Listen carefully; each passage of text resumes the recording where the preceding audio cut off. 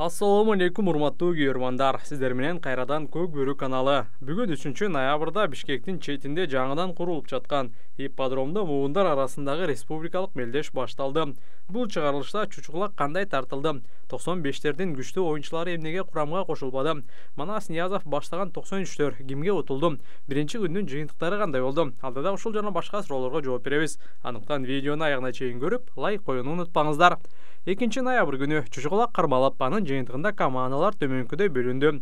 А тайпасына төмөнкү командалар кирди. 97, 92, 91, 93 жана 94.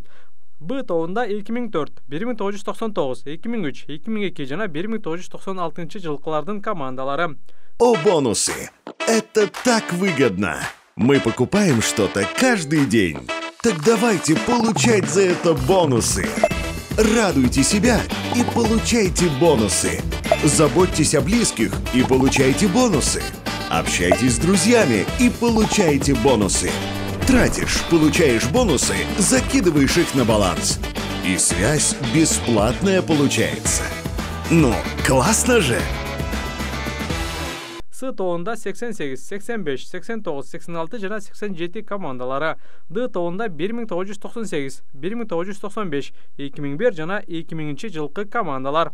Оюндарды тилекке каршы УТРК спорт телеканалы түз эфирде көрсөткөн жок. Федерация менен дагы да болсо бир пикирге келе алышкан жок окшойт.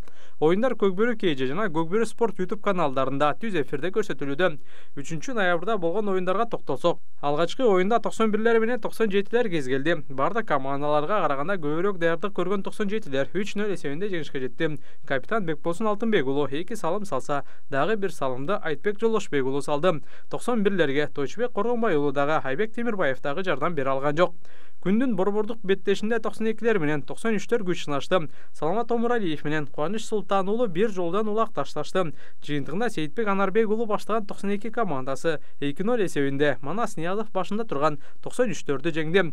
99дар менен 2003төрдүн оюнунда дагы 2-0 эсеби катталып, 99дар жеңишти майрамдашты. Капитан Эрбол Талантбек уулу менен Бекжан Самудинов бирден салым салышты. Эң жаш болгон 2004 командасы 2002лерди 5-1 эсебинде утуп алды. 2002лерден жалгыз улакты Ержан Төлөбеков ыргытты.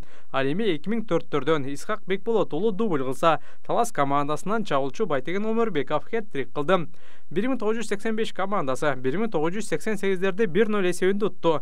Жалгыз салымды Урмат Мусаев салды. Ал эми 1986лар бүлүттер сериясынан кийин 1989дарды жеңди. Бул турнирде негизги фавориттердин бири 1995тер эле. Жакында эле Таласта өткөн муундар арасындагы турнирде дагы бул команда чемпион болгон. Бирок дал ошол Таластын чыган оюнчулары бул мелдешке келишкен жок.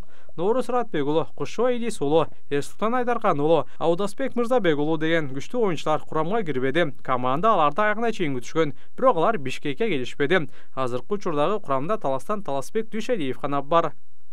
Биринчи оюндан кийин кимдердин оюндары жакты комментарий калтыргыла. Ассаламу алейкумдар.